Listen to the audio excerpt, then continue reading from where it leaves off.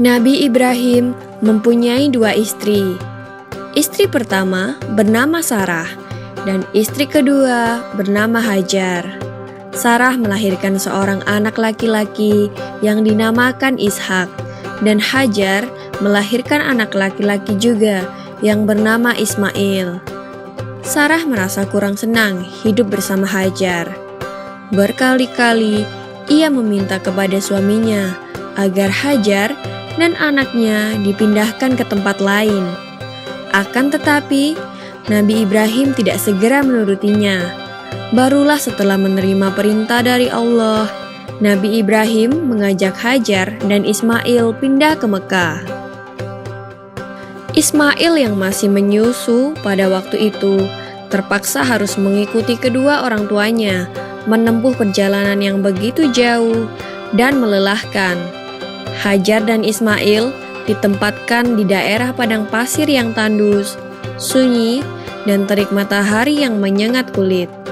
Tak ada seorang pun di sana kecuali mereka berdua.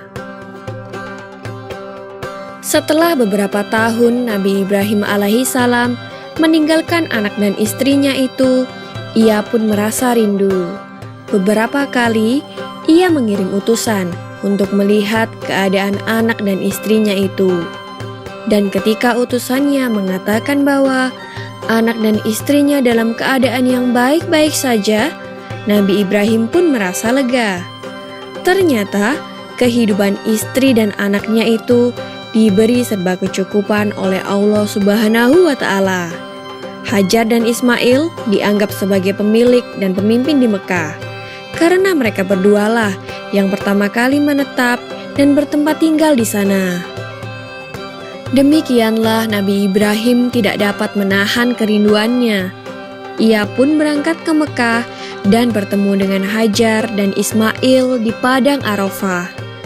Anak dan istrinya itu sedang menggembalakan hewan ternak yang cukup banyak. Dalam perjalanan pulang ke Mekah, setelah menggembalakan ternak, mereka beristirahat di Musdalifah karena kelelahan dan akhirnya tertidur.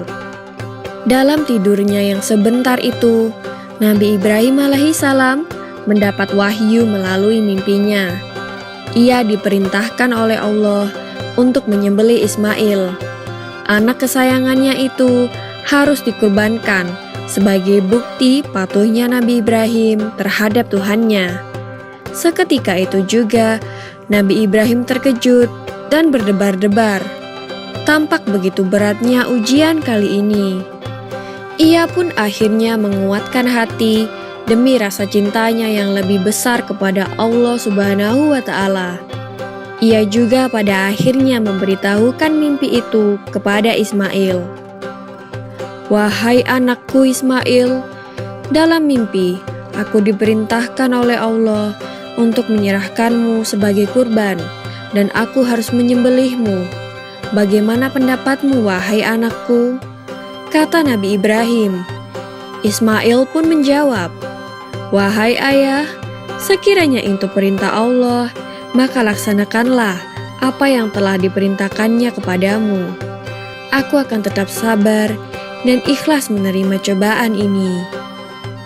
Dikisahkan iblis berusaha merintangi perintah Allah kepada Nabi Ibrahim. Berkali-kali iblis membujuk Nabi Ibrahim agar tidak melaksanakan perintah itu.